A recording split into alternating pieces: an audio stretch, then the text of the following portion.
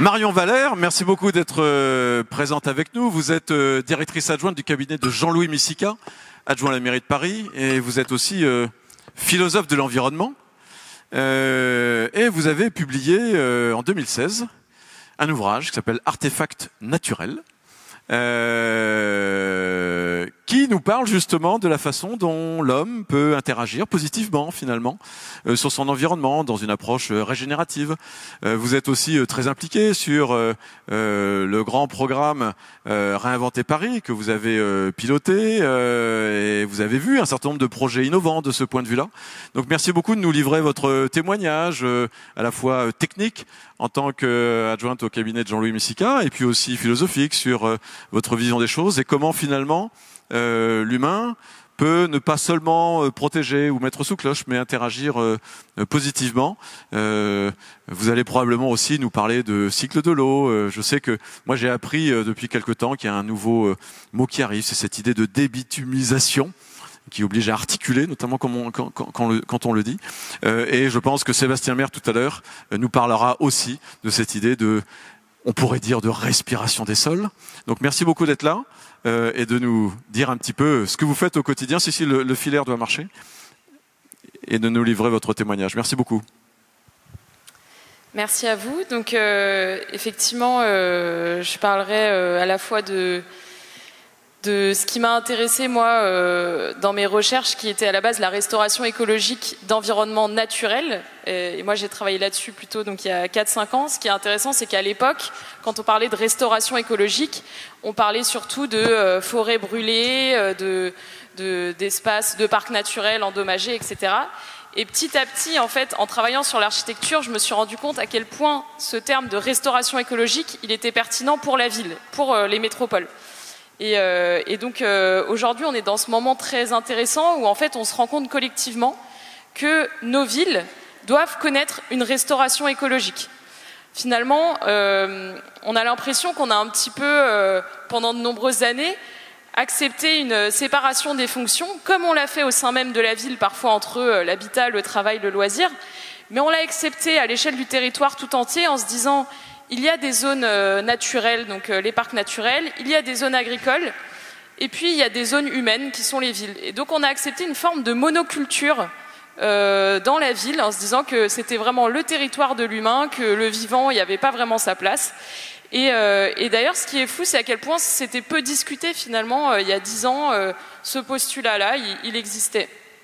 Et ce qu'on a vu apparaître, c'est ces petites incursions du végétal dans la ville qui ont fait beaucoup débat. Donc moi, effectivement, je me suis occupée de Réinventer Paris, qui était un appel à projet lancé par la ville de Paris pour faire émerger des projets urbains innovants aux 4 coins de Paris, donc avec des nouveaux bâtiments ou des rénovations. Et donc très clairement, nous, dans les défis qu'on avait posés, il y avait comment on adapte les bâtiments au changement climatique et comment on ramène du vivant en ville. Et donc très naturellement, les réponses des architectes ont été de faire des bâtiments végétalisés en toiture, en façade, en terrasse, etc. Ce qui nous semblait assez logique, mais qui ne semblait pas à tout le monde puisque ça a fait énormément débat. Et une des premières choses qui a été dite sur ce concours, c'est un concours de salade sur des bâtiments, on met ça pour faire joli. Et on était très surpris parce qu'en fait, pour nous, ça faisait partie d'une dynamique plus globale qui est tout simplement de remettre un petit peu de vivant dans la ville partout, mais à la fois sur les bâtiments, à la fois retrouver de la pleine terre, travailler sur le cycle de l'eau. Et en fait, certaines personnes n'ont vu que cette partie émergée de l'iceberg, si j'ose dire, qui est la végétalisation des bâtiments, qui en fait pour moi est juste une évidence. Quand on construit aujourd'hui un bâtiment dans Paris, un bâtiment neuf, qu'on minéralise donc un petit peu, la moindre des choses, c'est d'apporter des services écosystémiques et donc de créer des refuges pour certains animaux, d'amener de la fraîcheur. Et donc, en fait, pour moi, l'idée d'avoir un toit végétalisé ou une terrasse végétalisée, c'est pas le petit plus pour rendre un projet glamour ou je ne sais quoi, c'est vraiment un nouveau standard de l'architecture. Aujourd'hui, on ne peut plus construire un bâtiment uniquement pour des êtres humains. Moi, ça me semble tout à fait inacceptable dans une ville aussi minéralisée que Paris. Et donc, cette restauration écologique, eh bien, elle émerge tout simplement du fait que nos villes ont été minéralisées à outrance et que on considère ça comme normal. Aujourd'hui, on a beaucoup de débats, par exemple avec les architectes des bâtiments de France qui nous disent « Paris est une ville minérale ». Alors moi, je suis toujours surprise quand j'entends ça parce que on a l'impression que Paris a débuté à une certaine époque. C'est-à-dire qu'avant, il n'y avait pas de Paris, il n'y avait pas de sol. Quand les gens sont arrivés sur l'île de la Cité, ils sont arrivés sur une île minérale. Ce qui est incroyable. Enfin, c'est vraiment la question du référentiel. Et justement, j'ai pas mal travaillé là-dessus sur la restauration écologique, qui est la question, voilà, quelle est notre époque de référence ? Qu'est-ce qu'on considère comme important dans l'histoire d'un territoire ou d'une ville ? Et clairement, pour Paris, eh bien, on considère que le moment de référence, c'est le moment de la minéralisation, de la bitumisation, et que tout ce qui va à l'encontre de ça va à l'encontre de l'histoire de Paris. Alors que je pense qu'il y a vraiment un nouvel équilibre à trouver, qui est une restauration écologique à engager, où en fait on accepte que de toute façon Paris ne sera plus vivable si on reste à un tel niveau de bitumisation et de minéralisation, parce qu'il fera trop chaud et parce qu'on ne sera tout simplement pas bien dans cette ville. Et donc c'est ce nouvel équilibre qui est à inventer, et je pense qu'on n'imagine même pas vraiment à quoi ça va ressembler, et que ça va être assez incroyable à mon avis, puisque aujourd'hui, voilà, on voit des bouts de végétalisation, mais je pense que la rue de demain dans Paris, elle ne ressemblera pas du tout à ce qu'on imagine, puisqu'on est encore souvent bloqué sur cet enchaînement de choses entre la voirie, le stationnement voiture, le trottoir, le bâtiment, avec des arbres et des pieds d'arbres, en gros.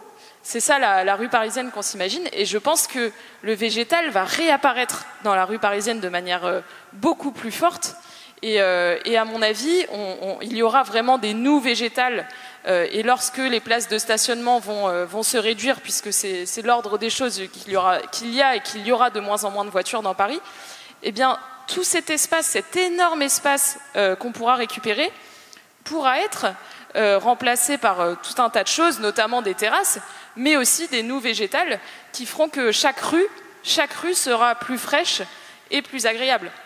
Donc je pense qu'il faut se projeter dans cet avenir où finalement c'est une nouvelle esthétique, c'est une nouvelle page de l'histoire de Paris qui s'ouvre, mais je pense que c'est extrêmement intéressant pour les architectes, les urbanistes, les paysagistes, et qu'il ne faut pas avoir peur de ça, qu'il ne faut pas voir chaque incursion du végétal comme un risque pour le patrimoine parisien. Et d'ailleurs, je suis toujours frappée de voir qu'on n'a jamais considéré que toutes les voitures posaient problème eu égard au patrimoine, alors qu'elles créent aussi une dégradation du patrimoine, des murs qui sont plus gris, etc. Et donc tout ça finalement semblait normal dans le paysage. Donc après tout, pourquoi le végétal ne pourrait pas sembler normal ? Donc ça, c'est une chose importante. Et puis après, il y a l'autre chose dont vous avez parlé avec l'eau, qui est essentielle, c'est de considérer la métropole comme un territoire de ressources, et donc ne pas s'arrêter aux frontières de la métropole, parce que parler de Paris et s'arrêter aux frontières de Paris en termes de ressources, ça n'a aucun sens. Et donc je pense que c'est très important aussi de voir la restauration écologique d'une métropole comme quelque chose qui s'étend à tous ces territoires de ressources, et se poser les questions que pose Bruno Latour dans son livre Où atterrir, moi je trouve c'est vraiment très fort quand il dit chacun doit se poser la question de quoi je dépends pour vivre, et de quoi je suis prêt à me passer ou pas, et se poser cette question-là à l'échelle de la métropole, se dire voilà d'où vient notre alimentation, notre eau, l'air qu'on respire, et donc quelles sont les actions qu'on doit mener. Et quand on pose ces questions, on voit bien sûr que l'action d'une ville, elle ne doit pas s'arrêter aux frontières de cette ville, qu'on doit s'intéresser à l'agriculture. Et donc là aussi, on expérimente, on a déjà des programmes de solidarité Paris-Campagne qui existent. Et je pense qu'il faut développer ça énormément et faire tout un tas de jumelages avec des terres agricoles et Paris, et voir ces circuits directs qui peuvent exister entre la métropole et d'autres territoires autour. Et de cette manière-là, on aura aussi une vision beaucoup plus raisonnée de nos ressources quand on saura d'où elles viennent. Donc voilà, finalement, on est un peu au début de tout ça en termes d'esthétique, de matériaux. On redécouvre aujourd'hui des matériaux locaux. Par exemple, on avait arrêté pratiquement de construire en pierre, alors que Paris, l'histoire de Paris est faite beaucoup de pierre. Et on redécouvre aujourd'hui des carrières qui sont en Île-de-France ou en Picardie et qu'on n'exploitait plus trop. Et on se dit, mais comment on a pu en arriver à aller chercher du sable à l'autre bout de la planète pour construire nos bâtiments, alors qu'on a de la pierre qui est disponible dans des carrières à très courte distance. Et donc c'est toutes ces choses qu'il faut réactiver en regardant les ressources disponibles et je pense en se projetant, parce que finalement tout ça rend la ville beaucoup plus belle et je pense que cette nouvelle page de l'histoire de Paris sera vraiment un très beau moment. Merci beaucoup. Estelle?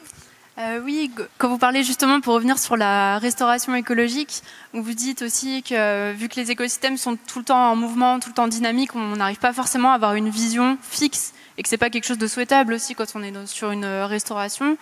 Du coup, comment vous voyez qu'on co-construit cette vision pour aller vers une restauration si on a quelque chose qui est un peu mouvant ou, comment on co-construit ça? Effectivement, c'est toute la difficulté de la restauration, c'est que forcément chacun y impose ses valeurs sociales et c'est ce qui a fait l'échec de certaines restaurations historiquement, par exemple aux Pays-Bas ou aux États-Unis, où par exemple aux États-Unis, parfois on voulait revenir à une terre pré-amérindienne. Parce que on voulait créer un nouveau référentiel, mais en tout cas qui ne remettent pas plus d'importance aux Amérindiens.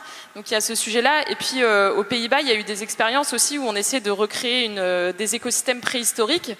Sauf que sur ces terres, il y avait tout un tas d'agriculteurs qui s'étaient installés et donc ils ne se retrouvaient pas forcément dans cette restauration où ils n'existaient plus.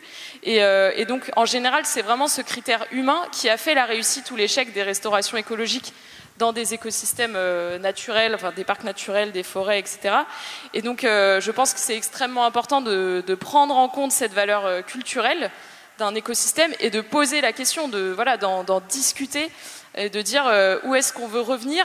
Et finalement, moi en travaillant là-dessus, je me suis dit le plus important dans la restauration écologique, c'est clairement pas le référentiel du passé, c'est la réhabitation plutôt que la restauration. C'est-à-dire comment on apprend à réhabiter un écosystème, peu importe finalement qu'on revienne à l'état préhistorique ou pré je ne sais quoi, puisque de toute façon, avec les modifications climatiques, ça reste un petit peu un fantasme de se dire qu'on va revenir exactement à un moment passé. Donc je pense qu'il faut en faire plutôt un projet de territoire, un projet de communauté, et se dire comment on réapprend nos liens d'interdépendance avec un écosystème. Merci beaucoup, mesdames, messieurs. Merci Marion Valère.